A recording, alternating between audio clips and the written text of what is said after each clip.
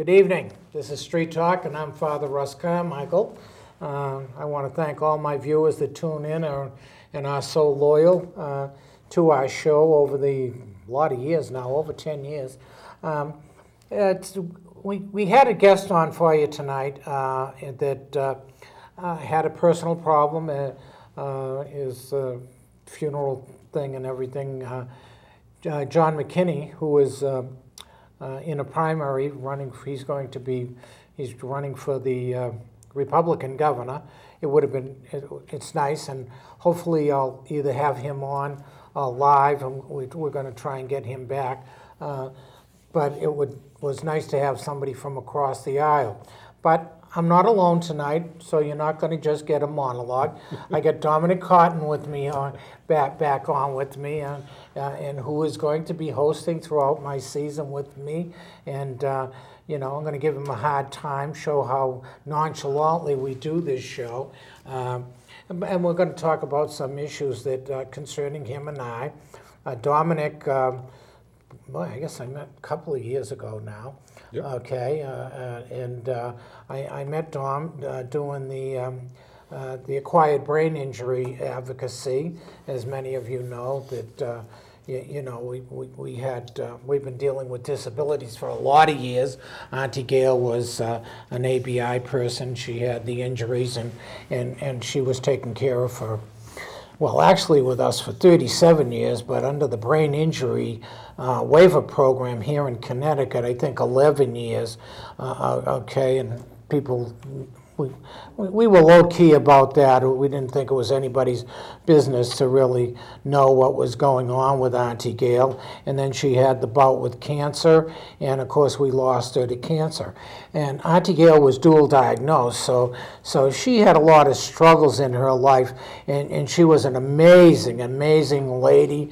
I forget, 30-some-odd years in AA, a great advocate for women, and you know, it was a very impacting loss for us. We really didn't realize how much of an impact that would have, especially on my ministry that deals with the homeless, with dual diagnosis, with a lot of those areas. So, you know, of course, we continue in the field, kind of carrying on the stuff she wanted, and I'm here with Dom tonight. And again, Dominic, bless you. Pleasure to be on Street Talk. And it's really, really great to have you here. And it's too bad that John couldn't be here, you know. But you and I can talk about some issues, right?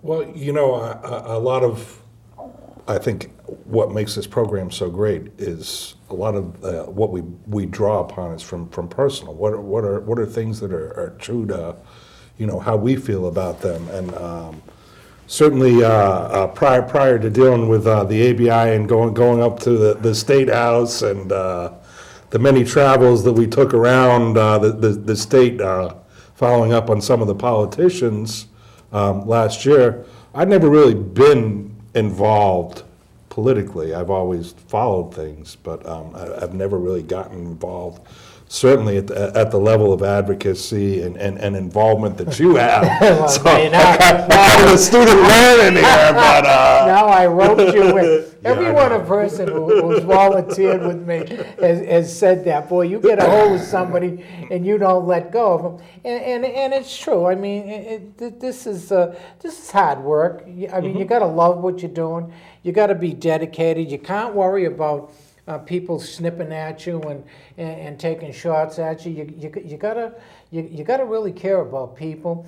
You can't care about money because there ain't no money in it or anything else. So it's got to come from the heart. And I'm very fortunate. I'm very fortunate to have you who got involved in this and find yourself actually probably neck deep in politicians and working with us. Not only with the ABI, the brain injury stuff, which you got an extensive, long background with that. Mm-hmm. Now you're dealing with the juvenile justice sentencing. You know, my audience knows I deal with all marginalized. They've been with me a long time, so it's kind of like, you know, when I'm doing something off the cuff, families out there, you know, prisoners are going to see this and stuff like that. So, you know, we're trying to educate people. So I'm really not always concerned whether I'm on live and they can call in, or we're doing monologue and sharing ideas. I mean, you know, that's the kind of way we do this. I think, I mean, obviously, it's interesting to get your point of view on things, because you have had such an extensive history dealing with this on so many different levels. I mean, I know for me, personally, being working in the rehabilitation field for some 25 years now, a lot of my understandings working with individuals, and you have very much a broader, like a complete picture understanding, because you've worked with it from the legislators to being involved directly to a lot of these issues. This is your life. I mean, it is, and there's a lot of people around me that's exactly it. Come out of my life. The ministry is my life. Obviously, I was a troubled youth. I was a pain in the butt years ago. I did the prison stuff. Anybody who knows me, I was blessed. I was blessed because of where I came from. I was blessed with the political connections I had as a young man. I was blessed with the educational connections I had. I learned from a lot of people. So on the political side, it was due to family and stuff like that. So over the multiple years, I was placed in situations that most people wouldn't have been able to, who had done the stupid things that I'd done, get into those areas. So I've had a great trip from that perspective, you know. So you know, a little different than the way you come out of it. These things, you know. Maybe I just didn't travel as far down the road as you did. Didn't mean that I wasn't a troubled youth, or I wasn't involved in other things along those lines. I certainly think I went to the extremes. Yeah, a lot of people get involved with really the people business. I mean, which is what we are, advocacy or rehabilitation or other things, because of their experiences. Right. Either personally or their family, or they've seen people go through things, and that brings a level of empathy, which makes you effective. And that's, if I could say, you know, our great creator up there gave me like one great gift in life, it's probably the ability to see something from somebody else's eyes, or to understand where they're coming from, because it's that level of empathy that really draws people together. And you know, that, and I'm relentless sometimes, much like you, especially with the politicians and chasing them down for, or getting in front of them, because you have to make the most of your opportunities. Well, the key, obviously I was always heavy on politics and representation, and the fact was always, I was fortunate because I come from a somewhat political family, and most of the people I deal with and you deal with, they don't have a political voice. No. Okay, so they're out there, and they really never were trained in understanding the politics, and so the things that affected them always kind of, a lot of them was affected without their voice being there. So advocacy was a natural bent for me, especially when I was in the prisons and I needed to. It was personal, you know. The food was terrible. I never had been in that situation. I didn't come out of a poverty family, and it was a disgusting situation, and it needed to be changed. So the only way I know that you changed it, you got the media, you got politicians, and you got family members involved, and so I started screaming, and that's what kind of happened in the way back in the 60s and 70s, is we were, you know, it didn't happen before. They didn't understand this. Hey, where were these wackos? You know, we got family members writing the commissioner of correction and the governor, and we got newspaper people. Who were these people? And you know, doing this stuff, because it wasn't really done before at the level that I was able to generate that with a group of people. So you know, and it was very personal, you know. Well, certainly. I mean, and in those situations, you put somebody back them into the corner, and you put them in a position where there's nothing to lose. That's exactly right. And that changes somebody's mindset when they realize it. I mean, I almost want to say like it's freeing, because you have nothing left to lose. So what's the worst that you can come and do to me? Of course I'm going to push forward. Right. I have to. Exactly. Well, and that's what a lot of people find difficult to deal with, because you've already been down the road, you've already been either brutalized or backed in a corner, depending on who you are, or pushed where you have nothing to lose. So you step forward, and there isn't anything you have to lose, and you hope they're going to listen to you, and you keep pushing.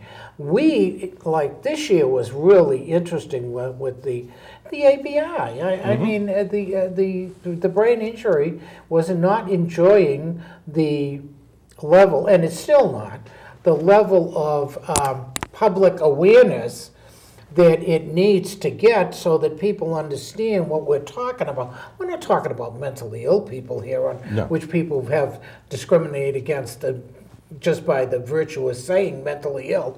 We're talking about an average person. It could happen to you and I. We walk out the door, fall, hit our head on the cement out there, and next thing we're in trouble. Quite frequently, I call it, with brain injury, I mean, obviously when somebody has the physical disabilities, it's obvious. I mean, right. People can say, oh, there's a problem with your gait, there's a problem with your speech.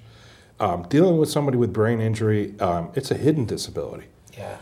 Because you might look completely normal, but it's not until somebody starts to talk with you or watch your actions or other things along those lines that they realize that something's wrong, or that that you're having difficulty. I know I have a Facebook page, which we use mainly for contacting politicians and other people. And all of a sudden, I have like a lot of people who are friending me on it. And initially, I would ask people, who weren't their friends of friends of friends of friends of, and so on in the Facebook world. But why do you want to friend this site, or is there something that's going on with brain injury?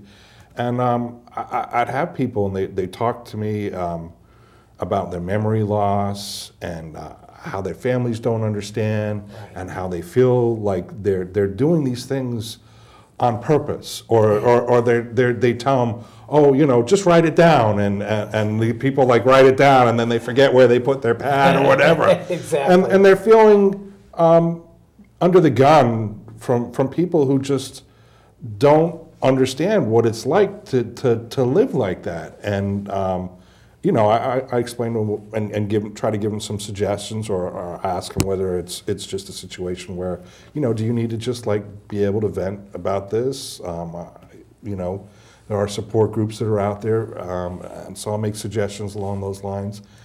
And just to have somebody understand what's going on. Right, is a relief, because they're not around other people with brain injury, and it's when people come together and see other people that have gone through similar things or other problems, they don't feel like they're an island anymore. No, and it's so difficult because people don't understand. Okay, you have a situation where you got a person who's disabled and everything else, has physical disabilities, in their 40s and stuff like that, attracted to 12, 14, 16 years old, and so people are looking at that. Wow, that's some kind of sex offender. No, it ain't. Now, okay, not with the brain injury. What has happened is they don't understand that individual got injured at that year, and that's where their brain is still left off at. And even though they're 47, they're still at 16, 14, and everything else like that. So you have this difficulty saying no. So you're working with individuals such as that, or or the person has a situation where they're talking about their past, their sports achievements, and everything else like that, and the things they did in high school or even the college level, that now that's not there anymore, and that's what they, you know, they're dealing with. You know? And rolling right into our next major thing that we're going to be dealing with the legislature on, and this is the reason why this connected so easily for me, is we work with a lot of people who have frontal lobe issues. Right.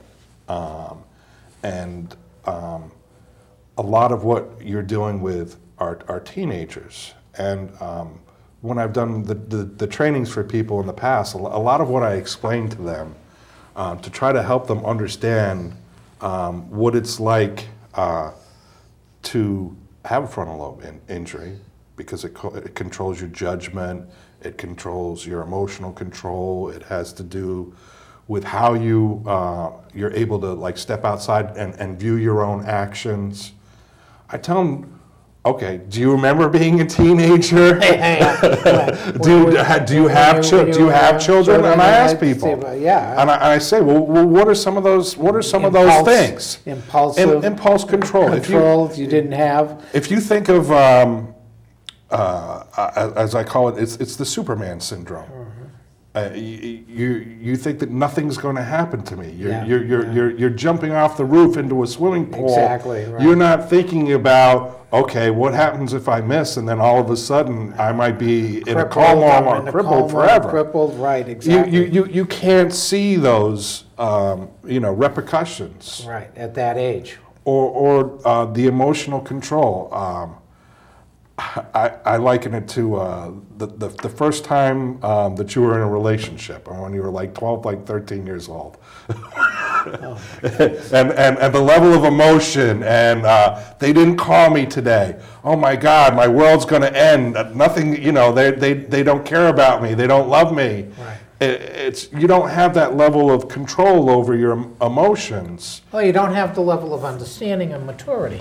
Okay, right. We're talking about how you segued right into the juvenile, because I work with the juvenile sentencing, and of course this is going to be our third year going up there and trying to get it through the legislature, just to get it equalized to the Supreme Court rulings and stuff like that. Which it should have been done last year, and we're going to be doing that again. And it does. It actually does, especially if you're dealing with ABI, brain injury, at a certain level, how it deals with when you're talking about scientifically the level of brain development of a 7 to 18, under 17, actually till 26, that development of the brain that hasn't matured. So you've got these individuals that had committed horrific crimes and stuff like that, and got life sentences and stuff like that with no chance of parole, basically no hope. And then you got them in a situation where, how the brain changes, it develops. You hope it develops along a positive way and stuff like that. And I'm 30-something years or 25 years, you're talking about a different person. You are. Some of the other things that go along with that maturity process, and certainly as parents, you get to be able to see this. There's that point in time where your child, all of a sudden, they're not a child anymore. You feel like they're your equal, and I'm sure you've had this moment in time. You were with my baby. You were with my youngest lieutenant in the Coast Guard. My God, yeah, exactly right. Yeah, you have those, who I still call a baby. I'm sure she doesn't look at it that way. Some days I'm sure she feels like, I'm a parent now. You got to go do this, Father Russ. Exactly right. Exactly right. That's but it's those moments. It's those moments when you're able to look at the long term and be able to see goals that you want to accomplish. And realize that, if you want to go to college, it's not going to happen like this. Right. For some people that we work with that have the frontal lobe injuries, they get an idea like, hey, I want to go to college. I should be doing it tomorrow. they don't realize that in order to get up, to the top of the staircase, you have to kind of go one step at a time. You have to graduate high school.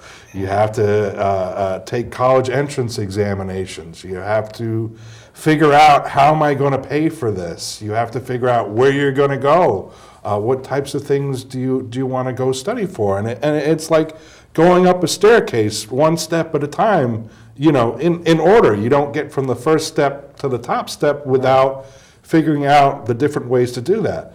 That's maturity, and that's the connections that are made up to your frontal lobes, where you have that understanding, or where you're able to look beyond yourself and look at your own actions and maybe say, well, being involved in a gang isn't really getting me anywhere in the long term. This is the wrong, this is the wrong path to be. Yeah, exactly right. Exactly right. But before you have those connections, you don't have the ability to differentiate that. You're living for that moment, and that's why some of the things that were being put in to the bill itself had a lot to do with making sure kids had the opportunity. First of all, one of them was to make sure that they couldn't turn down a pre-sentence investigation. And what a pre-sentence investigation is really the history of your life that they hand off to Department of Probation. They have somebody kind of investigate all the circumstances of your life, because there are a lot of factors that go into this. Make up who you are. And especially when you're a kid. When you're older, you have the ability to pick your circumstances. When you're below the age of 17, 16, 15, on down, you're stuck in the situation that you have, because this is your family, or it might be your environment. You don't have that ability to be able to pick and choose where you're at, or what you've seen, or that you might have had, like a brain injury from possible abuse, or being in an abusive family situation, or the other major issue that goes along with people at this age is drug addiction and substance abuse. And literally, when you start taking these substances, it's almost like your brain stopping. It's like what we deal with the brain injury. Right. And exactly. A lot of times when you're dealing with people with substance abuse issues later on down the life, you're looking, okay, what age did you start doing these substances? 15, 16 years old. They might be 30 years old, but because they started doing these substances, they've disrupted that process, that neurological connections within your brain. And it's like you're stuck dealing with a 17-year-old. Yeah, exactly. And when you're going through the rehab process, it's almost like you're reteaching them, or you're not reteaching them, you're teaching them for the first time. First time. How to manage their emotions. Exactly right. It's the first time, because they haven't done it, and that's where a lot of this stuff is at, and it's difficult to explain this to the broader society, okay? Because especially when we're talking the justice stuff is so hard, is that they have committed serious acts, serious criminal acts, and nobody wants to hear it anymore.